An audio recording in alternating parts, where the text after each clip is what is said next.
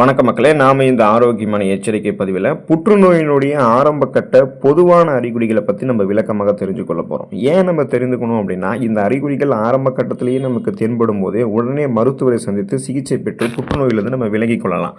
அதுக்காக தான் இந்த பதிவு. முதல்ல புற்றுநோயினுடைய தாக்கம் எந்த அளவுக்கு தீமையை ஏற்படுத்துனதை நம்ம தெரிஞ்சுக்குவோம். உலக அளவில் ஏற்படக்கூடிய இறப்புகளுக்கான காரணங்களினுடைய பட்டியலில் முக்கிய இடத்தை கொண்டு இருக்கிறது புற்றுநோய் தாங்க.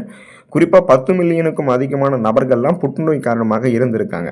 அதிலும் மார்பக புற்றுநோய், நுரையீரல் புற்றுநோய், பெருங்குடல் புற்றுநோய் மற்றும் விந்துப்பை புற்றுநோய் ஆகியவை பெரும்பாலான நபர்களை தாக்கக்கூடிய புற்றுநோய் வகைகளாக இருந்திருக்கு. புற்றுநோய் சிகிச்சையில் முக்கிய தடையாக இருக்கிறது என்னென்னா, அந்த புற்றுநோய் இருக்கா அப்படின்றது நமக்கு கண்டுபிடிக்கிறதா முக்கிய தடையே. புற்றுநோய் செல்கள் இருக்கிறது லேட்டாக கண்டுபிடிக்கப்பட்டுச்சு அப்படின்னா அதுக்கான சிகிச்சையிலுமே நமக்கு தாமதம் ஏற்படும். இதன் காரணமாக சிகிச்சைக்கு அப்பாற்பட்ட வளர்ச்சியை புற்றுநோய் செல்கள் அடைந்திடும். ஆகவே நமக்கு அது உயிருக்கு தீமை விளைவிக்கக்கூடிய ஒரு நோயாக மாறிடும். ஆனால் நமக்கு ஒரு சில பொதுவான அறிகுறிகள் தென்படும் போதே அது நமக்கு கேன்சருக்கான சிம்டம்ஸாக இருக்கான்னு செக் பண்ணிக்கிட்டு நம்ம அதில் இந்த நோயிலிருந்து நம்ம விடுபட முடியும். அந்த அறிகுறிகளை விளக்கமாக பார்ப்போம். அதை பற்றி பார்க்குறதுக்கு முன்னாடி இந்த வீடியோவுக்கு மட்டும் ஒரு லைக்கை கொடுத்துட்டு இந்த தகவலை உங்களுக்கு தெரிஞ்சவங்களுக்கும் ஷேர் பண்ணிவிடுங்க. ஏன்னா இது அவங்களுக்கும் பயனுள்ளதாக இருக்கக்கூடிய ஒரு ஆரோக்கியமான பதிவு தான். இது போன்ற அப்டேட்ஸ்களை நீங்கள் தொடர்ந்து பார்க்குறதுக்கு நம்மளுடைய ஹெல்த் நியூஸ் தமிழ் சேனலை மறக்காமல் சப்ஸ்கிரைப் பண்ணி வச்சுக்கோங்க. பக்கத்தில் இருக்கக்கூடிய பெல் பட்டனையும் கிளிக் பண்ணி ஆல் அப்படின்ற ஆப்ஷனையும் செட் பண்ணி வச்சுக்கிட்டீங்க அப்படின்னா நாங்கள் போடக்கூடிய எல்லா அப்டேட்ஸும் உங்களுக்கு நோட்டிஃபிகேஷன் அடிக்கடி சேரும். சரி வாங்க மக்களே, இப்போ வீடியோக்குள்ளே போயிடலாம். நம்முடைய உடல் எடை குறைதல் புற்றுநோய்க்கான ஆரம்ப கட்ட பொதுவான அறிகுறியாக பார்க்கப்படுது அப்படின்றத நீங்கள் தெரிஞ்சுக்கோங்க. உங்களுடைய உடல் எடையானது வழக்கத்திற்கு மாறாக மிகவும் வேகமாக குறைவதை உங்களால் பார்க்க முடியும். அதுவும் நீங்கள் எந்த விதமான எடை குறைப்பு நடவடிக்கைகளையும் மேற்கொள்ளாமல் இருக்கும்போதே இந்த நிகழ்வானது நடக்கும். ஸோ இந்த மாதிரியான அறிகுறிகளை நீங்கள் சந்திக்கும் போது எச்சரிக்கையாக இருக்கணும். இது கணையம், வயிறு, உணவு குழாய் அல்லது நுரையீரல் போன்ற பகுதிகளில் புற்றுநோய் உருவாவதற்கான அறிகுறியாக கூட இருக்கலாம். நீங்கள் தான் ரொம்ப கேர்ஃபுல்லாக இருக்கணும். இந்த மாதிரி அறிகுறிகள் தென்படும் போதே உடனே மருத்துவரை சந்தித்து ஆலோசனை பெறணும். ஏன்னா 6 மாத காலங்கள் நம்மளுடைய உடல் எடையை குறைக்கிறதுக்கு நமக்கு ஆகும். 3லிருந்து 6 மாதங்கள் ஆகும். ஆனால் அதுக்கு முன்னாடியே நம்ம ஹெவியாக வெயிட் லாஸ் சந்திக்கிறோம் அப்படின்னா அது ஒரு மிகப்பெரிய நோயாக இருக்கும் அப்படின்றத நீங்கள் முதல்ல மனசில் தெரிஞ்சுக்கணும்.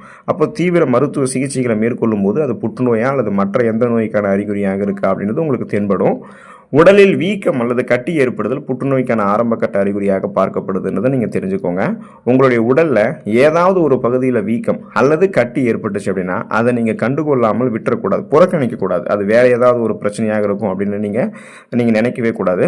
வயிறு, மார்பகம் போன்ற இடங்களில் புற்றுநோய் காரணமாக கூட கட்டிகள் ஏற்படலாம். எனவே இந்த மாதிரியான கட்டிகள் உங்களுக்கு நீண்ட நாட்களுக்கு இருந்துச்சுன்னா உடனே நீங்களும் மருத்துவரை அணுகுவது நல்லது. ஏன்னா புற்றுநோய் அப்படின்றது பார்த்தீங்கன்னா இந்த மாதிரி வீக்கம், கட்டிகள் வடிவில் பொதுவாக பரவுவது அப்படின்றது ஒரு இயல்பான விஷயம்தான். ஸோ நாம் உடலில் வெப்பம் காரணமாக ஏற்படக்கூடிய கொப்புளங்கள், வீக்கம் அப்படின்ற மாதிரி சாதாரணமாக அந்த பிரச்சனையை நினைக்காம இது புற்றுநோயாக கூட இருக்கலாம் அப்படின்றது அடிப்படை அறிவோடு நீங்கள் மருத்துவ சிகிச்சைகளை முன்னாடியே பார்க்குறதுக்கு முன்னாடி அந்த மருத்துவ பரிசோதனை செய்து பார்த்தீங்கன்னா உங்களுக்கு தெரிஞ்சிடும். அதுக்கப்புறம் நீங்கள் பயம் இல்லாமல் இருக்கலாம். ஆனால் நீங்கள் மருத்துவ பரிசோதனை செய்யாமல் இருக்கக்கூடாது, அதுதான் தவறு.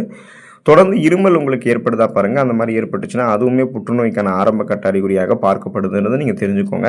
தொடர்ந்து இருமல் இருப்பது அப்படின்றது பல நோய்களுக்கான அறிகுறியாக கூட இருக்கலாம். மார்பில் அதிகமாக சளி இருப்பதால் கூட தொடர் இருமல் பிரச்சனை நமக்கு ஏற்படலாம்.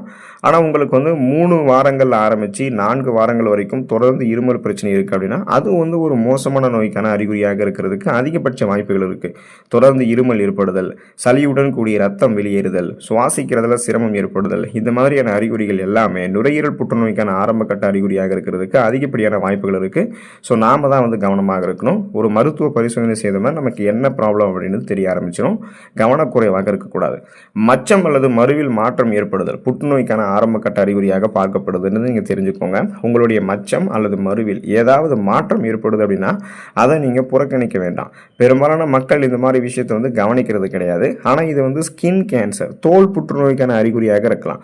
உங்களுடைய மச்சத்தில் ஒரு புதிய மரு அல்லது உங்களுடைய சருமத்தில் ஒரு புதிய மரு அல்லது மச்சம் தோன்றும் பொழுது சருமத்தில் ஏற்கனவே இருக்கக்கூடிய மச்சத்தினுடைய நிறம் மாறுதல், அதாவது கலர் சேஞ்ச் ஆகிறது அல்லது அளவு அதிகரிக்கிறது, சைஸ் இன்க்ரீஸ் ஆகிறது, இந்த மாதிரியான அறிகுறிகளை நீங்கள் பார்த்தீங்கன்னா உடனே மருத்துவரை அணுகணும். அவங்க உங்களுக்கு ஆலோசனை வழங்குவாங்க. அதாவது இது சாதாரண ஸ்கின் டிசீஸ், தோல் சார்ந்த பிரச்சனை தானா அல்லது ஸ்கின் கேன்சர், தோல் புற்றுநோய்க்கான ஆரம்ப கட்ட அறிகுறியாக இது இருக்கா அப்படின்றத அவங்களே உங்களுக்கு குறிப்பிடுவாங்க.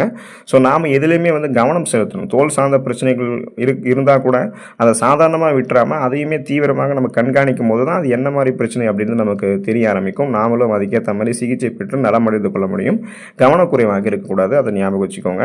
சிறுநீரில் ரத்தம் கலந்து வெளியேறுதல் புற்றுநோய்க்கான ஆரம்ப கட்ட அறிகுறியாக பார்க்கப்படுதுன்றது நீங்கள் தெரிஞ்சுக்கோங்க. சிறுநீர் வழியாக ரத்தம் வெளியேறுதல் அப்படின்றது உங்களுக்கு வந்து பார்த்தீங்கன்னா அது வந்து உங்களுக்கு இந்த குறிப்பாக சொல்லணும்னா சிறுநீரக புற்றுநோய்க்கான அறிகுறியாக கூட இருக்கலாம். குறிப்பாக வந்து நீங்கள் வழக்கத்தை விட அதிகமாக கழிப்பறைக்கு வந்து போகிறீங்க அல்லது மலச்சிக்கல் பிரச்சனையை தொடர்ந்து எதிர்கொண்டுட்டே இருக்கீங்க அப்படின்னா அது வந்து குடல் புற்றுநோய்க்கான ஆரம்ப கட்ட அறிகுறியாக கூட இருக்கலாம். இன்னும் குறிப்பாக பார்த்தீங்கன்னா உங்களுக்கு அந்த வலியுடன் கூடிய சிறுநீர் வெளியேறுதல், கீழ் முதுகில் வந்து வலி ஏற்பட்டது சிறுநீர் கழிக்கும் போது, சிறுநீர் வந்து நுரைத்து வெளியேறுதல், இதெல்லாமே வந்து பார்த்தீங்கன்னா உங்களுக்கு அந்த சிறுநீரக புற்றுநோயை தாண்டி புரோஸ்டேட் புற்றுநோய்க்கான ஆரம்ப கட்ட அறிகுறியாகவும் இருக்கிறதுக்கு வாய்ப்பு இருக்குது. இப்போ கழிவு நீக்க மண்டலமே உங்களுக்கு பாதிக்கப்பட்டிருக்கு அப்படின்றது அர்த்தம். உங்களுக்கு இந்த கிட்னி இன்ஃபெக்ஷன்ஸு, கிட்னி ஸ்டோன்ஸ் இதெல்லாமே இருக்கும். குறிப்பாக சிறுநீர் கழிக்கும் போது அந்த ரத்தம் வந்து உங்களுக்கு கசிய ஆரம்பிக்கும். ஒரு கழிவு நீக்க மண்டலம் எப்படி வேலை செய்யணும் அப்படின்னா நமக்கு அது சிறுநீர் நம்ம வெளியேற்றும் போது சிறுநீர் மட்டும்தான் வெளியேறணும். நம்மளுடைய உடலில் இருக்கக்கூடிய கழிவுகளோட அந்த சிறுநீர் வந்து வெளியேறணும். ஆனால் அதில் ரத்த செல்களை வந்து கசிய வைக்கக்கூடாது. சிறுநீரினுடைய அந்த வடிகட்டக்கூடிய செயல்திறன் தடைபடும் போது இந்த மாதிரி நடக்கும். ஸோ இது வந்து கேன்சருக்கான சிம்டம்ஸாக கூட இருக்கும், கிட்னி ஃபெயிலியருக்கான சிம்டம்ஸாக கூட இருக்கும். நாம் செக் பண்ணிக்கும் போது தான் அது என்னன்றது நமக்கு தெரியும். செக் பண்ணாமல் இருக்கக்கூடாது. ஆனால் இது வந்து ஒரு நமக்கு பார்த்தீங்கன்னா கண்டிஷன்ஸ் வந்து சிவியராக காட்டுது அப்படின்றது அர்த்தமாக இருக்குது. ஒரு கிரிட்டிக்கல் கண்டிஷன்ஸ் நம்ம இருக்கோம் அப்படின்றது அது வந்து உணர்த்தும். அதனால தான் சிறுநீரில் ரத்தம் கலந்து வெளியேறும். கவனமாக நம்ம மருத்துவ பரிசோதனை செய்து கொண்ட உடனே சிகிச்சை பெற்றுக்கொள்வது நல்லது. உடல் வலி உங்களுக்கு வந்து கடுமையாக ஏற்படுதா பாருங்கள். அந்த மாதிரி இருந்துச்சுன்னா அதுவுமே புற்றுநோய்க்கான ஆரம்ப கட்ட அறிகுறியாக பார்க்கப்படுதுன்னு நீங்கள் தெரிஞ்சுக்கோங்க. உங்களுக்கு எந்த விதமான காரணங்களுமே இல்லாமல் தொடர்ந்து வாரக்கணக்கில் உடலில் வந்து வலி இருக்குது அப்படின்னா அது புற்றுநோய்க்கான ஆரம்ப கட்ட அறிகுறியாக கூட இருக்கலாம். புற்றுநோயினுடைய ஆராய்ச்சிகளின்படி புற்றுநோய் கட்டிகளானது எலும்புகள், நரம்புகள் மற்றும் பிற உறுப்புகளில் அழுத்தம் கொடுக்கறதால இந்த மாதிரி அதிகமான வலியை அது ஏற்படுத்தலாம் அப்படின்றது வந்து குறிப்பிட்றாங்க. ஸோ உடல் வலி உங்களுக்கு வந்து காரணமே இல்லாமல், அதாவது நீங்கள் ரெஸ்ட் எடுத்து, ஒரு சில பேர் வந்து ரெஸ்ட் எடுத்ததால உடல் வலிக்குதுன்னு சொல்லுவாங்க. ஒரு சில பேர் வந்து அதிக நேரம் வேலை செஞ்சதால உடல் வலிக்குதுன்னு சொல்லுவாங்க. அப்படி கிடையாது. நீங்கள் மருந்து மாத்திரைகள் எடுத்த உடனே உடல் வலி வந்து சரியாயிடணும். ஆனால் அப்படி சரியாகாமல் பல்வேறு வாரக்கணக்கில் தொடர்ந்து மாதக்கணக்கில் உங்களுக்கு உடல் வலி இருக்குன்னா அதுக்கு நீங்கள் ரெஸ்ட் எடுத்துமே அந்த உடல் வலி உங்களுக்கு சரியாகலைன்னா உடனே நீங்கள் மருத்துவரை அணுகி என்ன ஏதுன்றதை செக் பண்ணணும். அது கேன்சருக்கான சிம்டம்ஸாக கூட இருக்கிறதுக்கு வாய்ப்புகள் இருக்குது. தொடர்ந்து நெஞ்செரிச்சல் ஏற்படுவது புற்றுநோய்க்கான ஆரம்ப கட்ட அறிகுறியாக பார்க்கப்படுதுன்றது நீங்கள் தெரிஞ்சுக்கோங்க. நீங்கள் தொடர்ந்து மார்பில் எரிவது போன்ற உணர்வை உணர்ந்தீங்கன்னா சில சமயங்களில் அது புற்றுநோய்க்கான அறிகுறியாக கூட இருக்கலாம். வயிறு அல்லது தொண்டை புற்றுநோய்க்கான ஆரம்ப கட்ட அறிகுறியாக இது இருக்கிறதுக்கு வாய்ப்புகள் இருக்குது. ஸோ நாம் தான் கவனமாக செயல்படணும். உணவை விழுங்குவதில் சிரமம் ஏற்படுதல் புற்றுநோய்க்கான ஆரம்ப கட்ட அறிகுறியாக பார்க்கப்படுது. உணவு உண்ணும் போது வலி ஏற்படுதல் அல்லது உணவை விழுங்குவதில் சிரமம் உண்டாதல், உணவு மீண்டும் மீண்டும் தொண்டையில் சிக்கிக்கொள்வது, இது எல்லாமே உங்களுக்கு உணவு குழாய் புற்றுநோயினுடைய அறிகுறிகள் தான். இந்த அறிகுறிகள் தொடர்ந்து உங்களுக்கு ஏற்படுது அப்படின்னா உங்களுடைய மருத்துவரை நீங்கள் அணுகுவது நல்லது. உடனே அதை வந்து சரி செய்து கொள்ளணும். இரவில் அதிகம் வியர்த்தல் புற்றுநோய்க்கான ஆரம்ப கட்ட அறிகுறியாக பார்க்கப்படுது அப்படின்றத நீங்கள் தெரிஞ்சுக்கோங்க. இரவில் வியர்ப்பது ஒரு சாதாரணமான விஷயம் அப்படின்னாலும் சில சமயங்களில் இது புற்றுநோய் ஏற்படுவதற்கான அறிகுறியாக கூட இருக்கலாம். பொதுவாக இது லிம்போமா புற்றுநோயினுடைய அறிகுறியாக இருக்கிறதுக்கு வாய்ப்புகள் இருக்குது. இந்த வகை புற்றுநோய்கள் உடலில் நிணநீர் மண்டலம் மற்றும் இரத்த நாளங்கள் போன்ற பகுதிகளை பாதிக்கும். இந்த மாதிரியான அறிகுறிகள் உங்களுக்கு ஏற்பட்டுச்சுன்னா உடனே நீங்கள் பயப்படக்கூடாது. இந்த அறிகுறிகள் எப்போதுமே புற்றுநோய்க்கான அறிகுறியாக இருந்தே தான் ஆக வேண்டும் அப்படின்றது அவசியம் கிடையாது. ஆனால் அரிதிலும் அரிதாக சில சந்தர்ப்பங்களில் இது புற்றுநோய்க்கான அறிகுறியாக இருந்துச்சுன்னா இதை நீங்கள் உடனே உதாசீனப்படுத்தாமல் சரியான நடவடிக்கைகளை வந்து மேற்கொள்ளணும். ஏன்னா 50 ஆண்டுகளுக்கு முன்னாடி புற்றுநோய் அப்படின்னு சொன்னாலே அது வந்து பிளட் கேன்சர், ரத்த புற்றுநோய் அப்படின்னு தான் நம்பிக்கிட்டு இருப்போம். ஆனால் புற்றுநோயில் ஏராளமான வகைகள் உண்டு. குறிப்பாக தோல், மார்பகம், விதைப்பை, பெருங்குடல், சிறுநீரகம், நுரையீரல், வாய், கல்லீரல், கர்ப்பப்பை வாய் புற்றுநோய் என பல வகைகள் இருக்குது. இது ஒவ்வொன்றுக்குமே தனித்தனியான சில குறிப்பிட்ட அறிகுறிகள் இருக்கும். ஆனால் நாம் சொல்லக்கூடிய அறிகுறிகள் எல்லாமே பொதுவான அறிகுறிகள். இந்த அறிகுறிகள் தென்படும் போதே உடனே தாமதிக்காமல் மருத்துவரை அணுகி அதை சரி செய்து கொள்ளுங்கள். புற்றுநோய் தாக்கம் இல்லாமல் நீண்ட நாட்கள் ஆயுளோடு அதிகமாக வாழுங்க. உடல்நலத்தை பாதுகாத்துக் கொள்ளுங்கள். அடுத்த ஆரோக்கியமான பதிவில் மறக்காமல் சந்திப்போம். நன்றி மக்களே.